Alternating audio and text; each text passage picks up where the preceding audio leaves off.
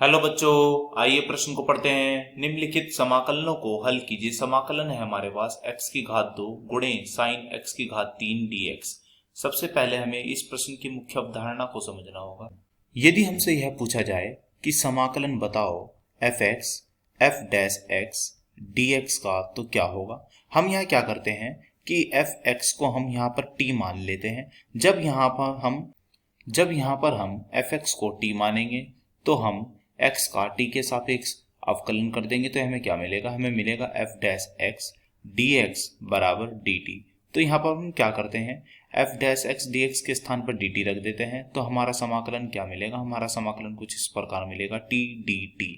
अब यहाँ पर हम क्या सूत्र लगाएंगे, यहाँ हम यह सूत्र लगाएंगे, यदि हमसे यह पूछ ले कोई कि x की घात n dx का समाकलन क्या होता है, तो इसके समाकलन का सूत्र होता है x की घात n में 1 जोड़ो, जो कुल घात आई है उसे जो की त्यों नीचे लिख दो, जमा c।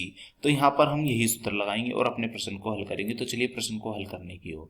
तो जैसे कि मैंने अपनी मुख्य अवधारणा में बताया था कि हम fx को t मान लेंगे, तो यहाँ पर हमारा fx कौन है, यहाँ हमारा fx है x की घात 3, तो इसे हमने t मान लिया है। अब हम क्या करते हैं, यहाँ पर x का t के सापेक्ष अवकलन कर देते हैं। तो चलिए कर दीजिए। तो d बटे dt किसका, x की घात 3 का, d बटे dt किसका, t का। हम जानते हैं यदि हमसे कोई पूछे कि d बटे dx x की घात n का कितना होता है, तो हम कहेंगे घात आगे और घात में से 1 कम। तो यह सूत्र हम यहाँ पर फटाफट लगा देते हैं।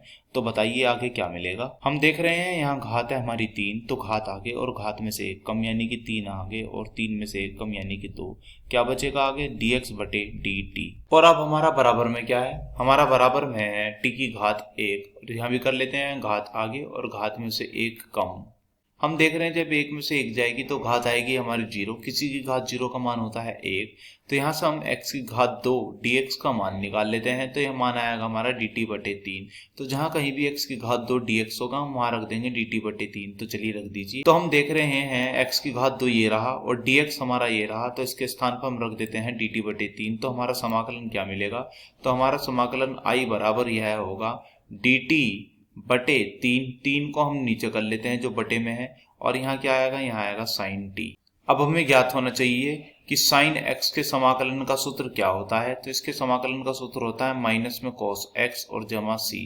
अब हम यहाँ लगा देते हैं, बस यहाँ पर x के स्थान पे t है तो लगा दीजिए। तो यह आएगा माइनस में 1 बटे 3 cos t जमा c।